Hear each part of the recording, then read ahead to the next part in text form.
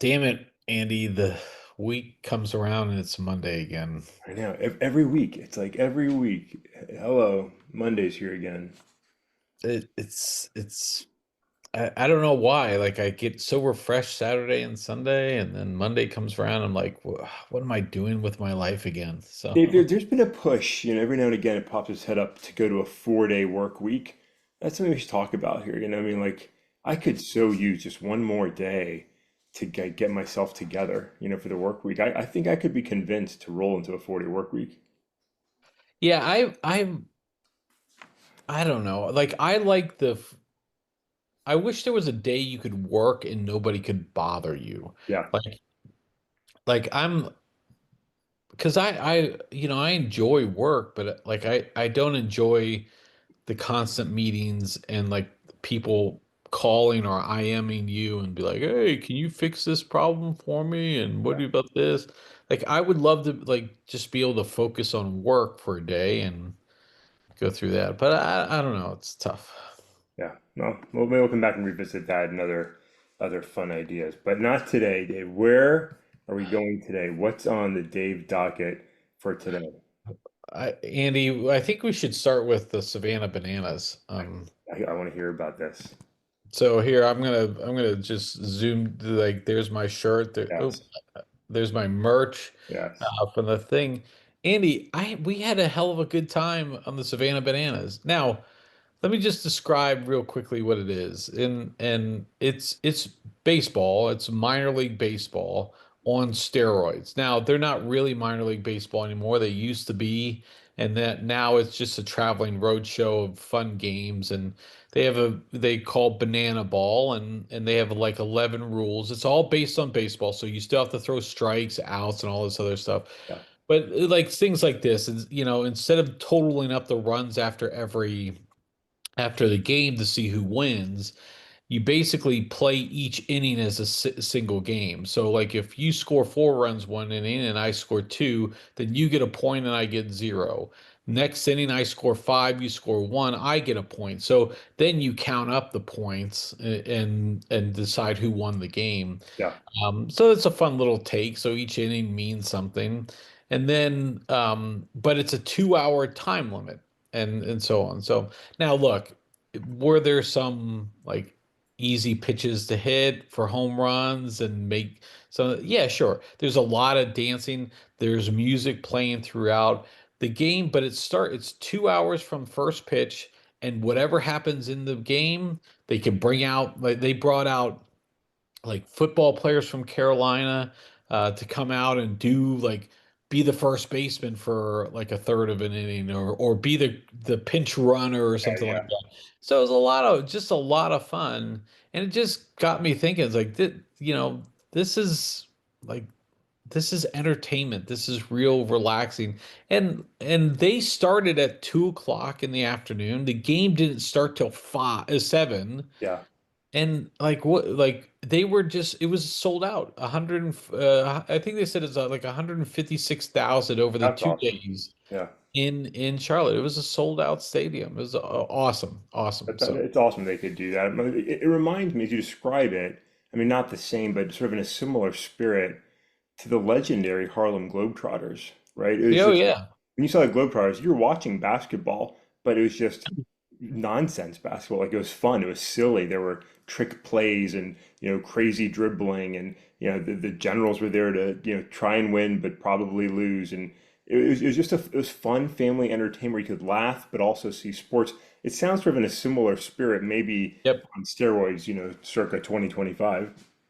Well, and they said they did take a lot of their inspiration from some of that stuff. The difference is like the Washington Generals were like they were never going to win a game. Like they were always the butt of the jokes. In this part, the other team, in this case, the party animals as they're called, and they wore these like flamboyant pink sleeveless shirts. It was great. But they have just as many characters as the Savannah Bananas do. Yeah. So like is a lot of fun of that, but they did it. And I think the other piece of this too is, everyone looks at them and like, oh, this is like an overnight success, and they're like they're so popular. I can do something similar. like he was telling the story, the guy, the president, I don't know if he's the president or the owner of the team, whatever he is, he wears the yellow tuxedo with the yellow top hat and Yeah. such, and he's the character out there. You know, they started in Gastonia, which is just a little, it's a suburb of Charlotte, with a minor league team 20 years ago, and they're just now where Hitting it. they're at now. It takes a lot of time. He said, like, look, there would be times where there'd be 200 people in the stands, and they were doing some fun things then, but it didn't quite get to this level. And so, you know, it takes time to be an overnight success. Yeah. But I think somewhat in our culture today, that's unfortunately, people are like, "Oh, how can I be an influencer and I'm going to make millions of dollars just by doing this starting tomorrow?" Yeah. It, you still got to put hard work and elbow grease into the thing. So, Yeah. And that applies to so much, Dave. You're absolutely right. I mean, yeah, a 20-year overnight success, which is the case for so many innovators who yep. started. I mean, Amazon didn't happen overnight. Right? I mean, Amazon, Yeah. did not happen overnight. And neither did Apple, neither did Microsoft, right? Neither did so many other businesses where people really have had to put some serious, time and grind. I love the term elbow grease. It's such an army phrase. Was just scrub it out with some elbow grease, and like you just put that work in, and it's awesome to see it have success like this. I mean, it's awesome, and you're right. I think that's probably a whole separate discussion. But the mentality of many people today, young and older, of I'm just going to become a overnight success on Instagram or whatever. Like maybe you will, maybe you're the one out of a million that does that, but probably not. So just like as a kid, people would be like, what's your first job that you want to have? It's like, well, pro football player. What's your backup choice? Pro baseball player. It's like maybe you've got to have a tertiary option there. It's a little bit more attainable. Same thing from these social media aspirations, right? Okay, well, it's just on chance that you don't become the next big hair product sensation. What's your job plan? Just as Right. so good Yeah. point. Good point. Yeah, but it was such a fun time, and I highly recommend you going. It is quite an elaborate process to get tickets. I had to put myself into a lottery, Yeah, and then once I was selected for getting tickets, I then had to be available at a certain point in time that hopefully tickets would be available for me to buy when I logged in during my lottery time. And then when you get it, like you just select like a price range that you're looking to buy tickets at, and then they'll tell you where the tickets are. I didn't know my seat assignment until that day. yeah, And so like but guess what? When we were in the upper level or whatever, um, they had people up in that upper level. You know, they had the owner came up to that upper level yeah. and he was interacting with fans, and that's just the way, it goes. But again, it's hard work, and you just can't expect that, to be some of these things. You got to, real entrepreneurs are ones that are doing that. But Andy, here we go. Our timer goes off. But I want to talk about another thing here. Is somewhat of a similar vein. There's a movie out now on Netflix. It's called I think it's Mountain Head. Yeah. What it is, it's about four tech billion like billionaires coming together and for like a tech summit. And effectively the story, I haven't seen it yet. I do want to watch it, but effectively what they're while they're at this tech summit, they're a retreat at some one of these people's vacation homes or whatever.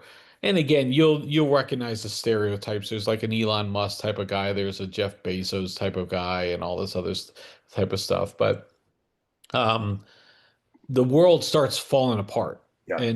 and there's like chaos all over, protest demonstrations, violence, and it's all like originating from their tech innovations, like Twitter, for example, or X, or whatever you want to call it. And it just got me thinking. And I pinged you about this. We were having a little bit of back and forth about this. Like, we have these great innovators, like Elon Musk, for all his whatever you want to say bad about him is like he has a creative, innovative mind. Jeff Bezos, he's taken, you talked about, Amazon. It didn't start off to be the way they were. They were a competitor to like Barnes and Nobles and stuff like that. They were a bookstore, and look what they've become now. Apple, it took all those years to get to where they want to be, but here they are, and now, but just because you are a founder of a tech solution, we have ceded like our moral authority to these individuals somehow. Like, is Mark Zuckerberg like this somehow person we should be looking at for inspiration, philosophical, or should we be looking at him just because, hey, look, he made a fucking good product or he stole it, whatever you want to, I don't want to get into that, but he's a tech person. Like, it doesn't make him like our moral center for our country. Does that make sense, Andy? It does make sense, and I think it's absolutely correct. I mean, I think on Friday's episode we were talking about sort of the potential role and responsibility of those of the soapbox to speak. And we're talking about, whether you're Taylor Swift or some other superstar, that you've got a responsibility to stand up to power and speak your mind. And I think that is true. But at the same time, like standing up to power doesn't necessarily mean that you're well informed or correct, right? And so, yeah, you can use your influence, and you see this every election where famous people of all sorts, sports and movies and songs, come out and endorse a candidate, and maybe we care, maybe we don't. Like as Americans, we have to make those choices, but like just because you're a sports star or a musician or a tech entrepreneur who's had huge success doesn't make you any smarter necessarily in your politics, right? And your voice and your opinion are still just anybody's opinion. And I think we've got to put perspective on that because we get easily influenced and swayed by, well, so and so said, well, who cares? And this is a lesson I learned early on in my career in the Army where I would constantly be at odds with one '06 colonel or another. There's always two in my orbit. There's always one that would love me and one that wanted to chop my head off. And I came to realize like these are just guys, right? While we respect their rank and respect their position, we give them the due courtesy and respect they deserve for that.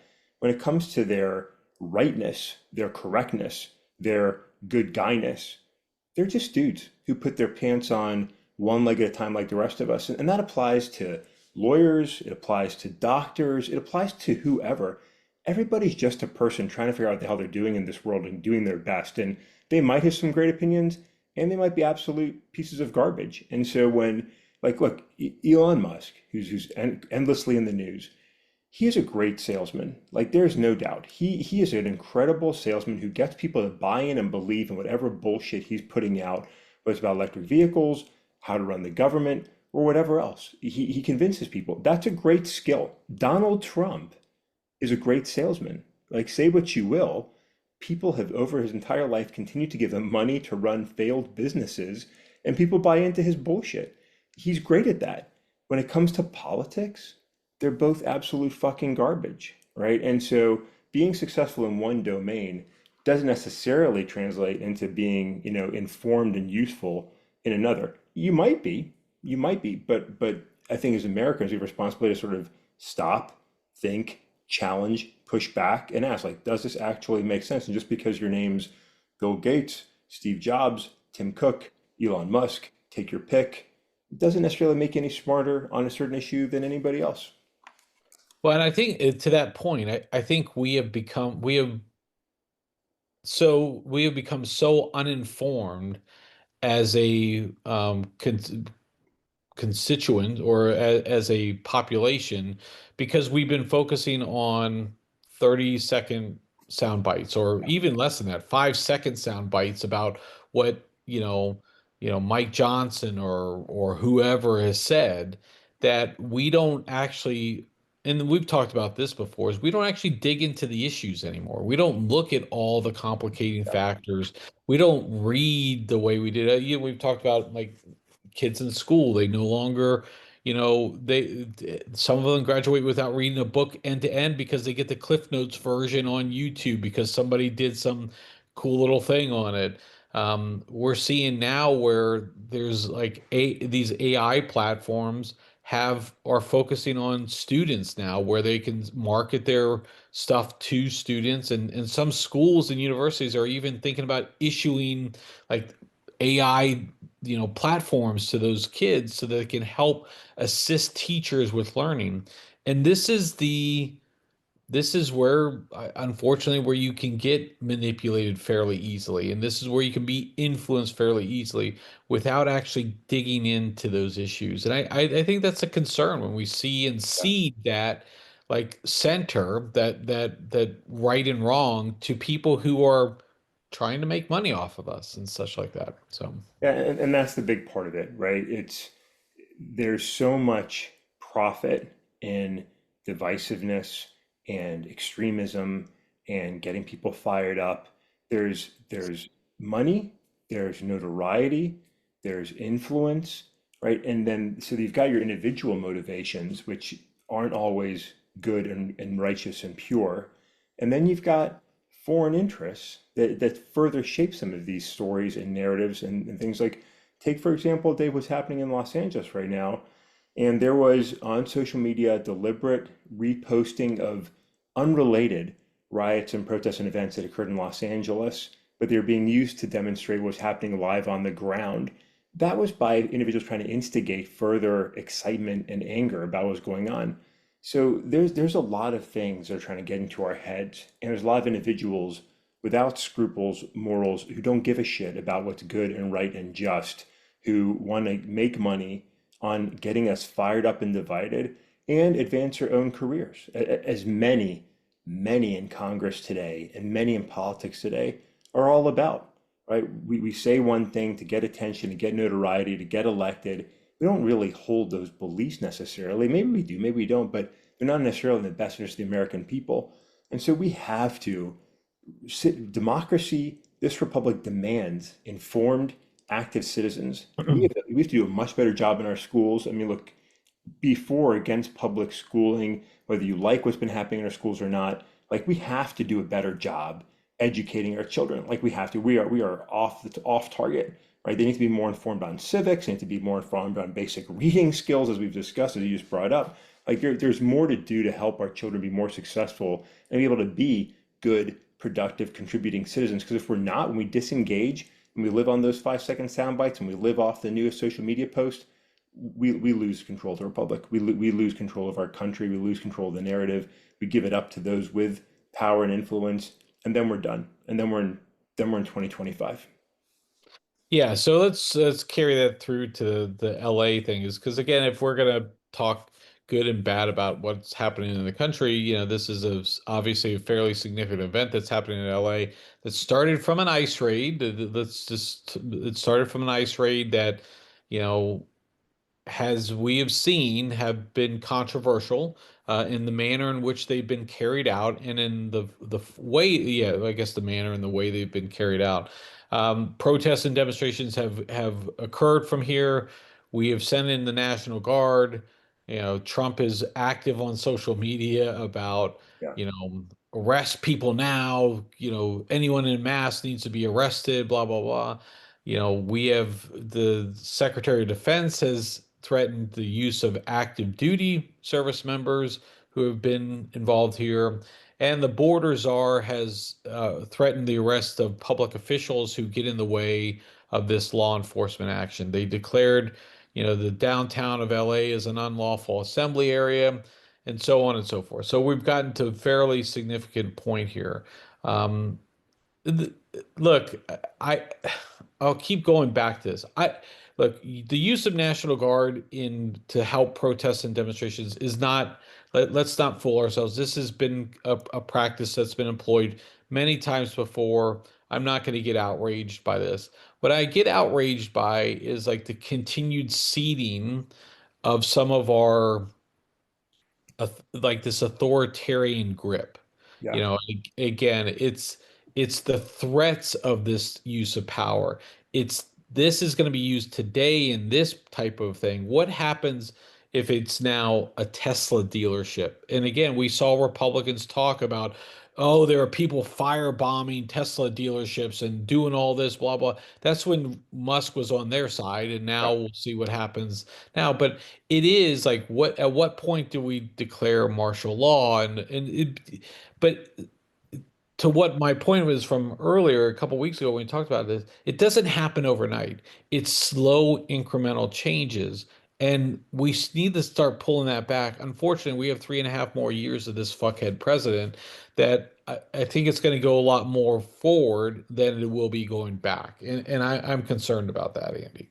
Yeah, as you should be, as we all should be, Dave. So again, this was a manufactured and Right. planned protest. Like I think we've got to be really clear about it. So a week ago, DoD authorized the use of National Guard personnel to assist with border control and internal immigration control, right?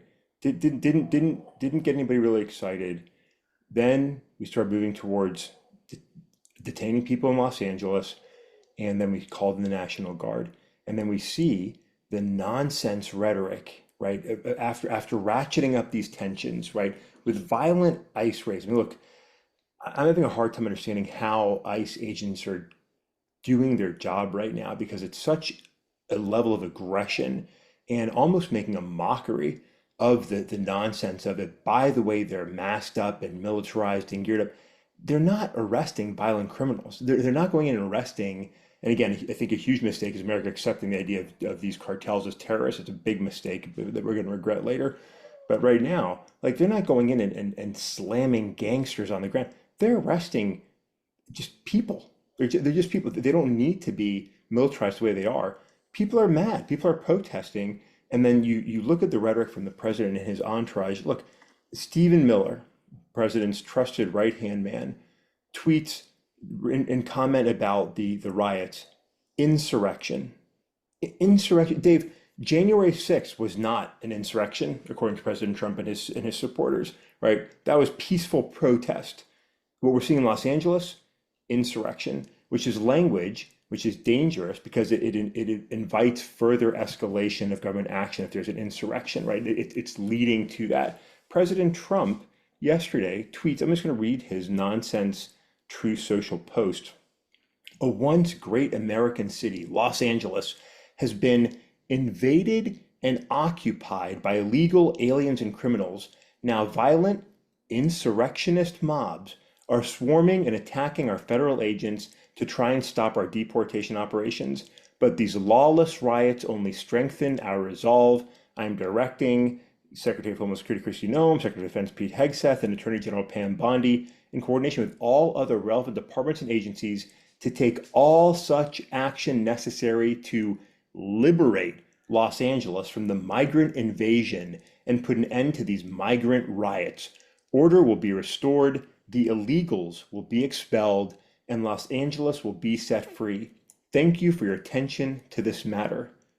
Dave, what the fuck alternate universe is a president living in to use this language? Los Angeles is an American city.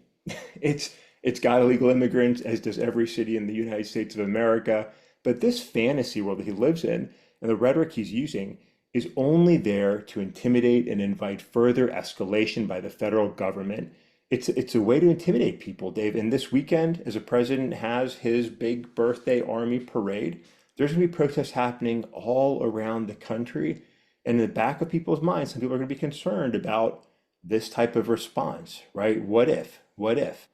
That's what it's all about. It's about suppressing opposition. It's about intimidating the population. And look, California's been a target for this president. Governor Newsom has responsibility right now to figure out how do I responsibly and effectively push back and regain, government control of the areas within my state. They've got to fix this. This is a serious problem. This is escalating to a potential real crisis. The way the president is acting as an authoritarian wannabe king, using military personnel now, right, to calm the violent population. It's wrong, and it's very, very dangerous. Yeah, it is like you said, like again, these slow little drum beats moving and again, you don't recognize behind the scenes these little acts that have been taking place that now can be used. Like now the government is getting behind the insurrectionist type of movement. These are being occupied. That's war language, Andy, and that's, again, the president can say, "I'm taking all means necessary to execute against this type of thing." Okay, it starts with migrants today. What about peaceful protesters who are going against it? Again, we're like you're blurring the lines very quickly. And who's in the middle of this? The U.S. military, who is designed to be apolitical, but now is being politicized in a way to carry out the president's, actions here. So it's disgusting. So It's disgusting, it's dangerous, and it's not pointing in a good direction for America. And that's why we have to, with things like this, we've got to say no immediately and clearly, because it only gets worse, it only gets harder, and all of a sudden we have militarized streets, militarized cities. The president's doing a lot of things to invite, support from the military and law enforcement to support his aggressive work in the United States of America, to support his aggressive push of his beliefs and his ideas. It's just not how America's supposed to operate. But if the military gets accustomed to this, if the law enforcement gets accustomed to this, it creates a very different America than what we grew up in. And it's a very, very dangerous place. It's hard to pull back from. It's just hard to pull back from. So we're going to watch this play out over the course of the week. We're probably going to discuss this again later this week. America has to say no to this. Like we have to say no. I mean, we've got to stand up and refuse to allow this to happen peacefully, right? We have to do our job to not further escalate tensions. Violence is wrong on protesters' end, right? That's wrong as well, and that invites more heavy-handed response. But peaceful protest, our First Amendment rights, those cannot be denied. And protests have to peacefully exercise our First Amendment to get out there and say, no, we will not allow this from the President of the United States of America. And wouldn't it be fucking great if Congress got involved and rejected this as well? But they won't because they're cowards. they're cowards, and that's this balance of power, this checks and balances, Andy. It's gone out the window because the only people who are standing up are these activist judges, Andy. They're the only ones who are standing up to the president. So it's we're getting quite dangerous, and if people are not recognizing and seeing that right firsthand, then they are, because there are people right now who are cheering the president going in heavy-handed Oh with a yeah. lot of these things. There are a lot of people who are cheering that.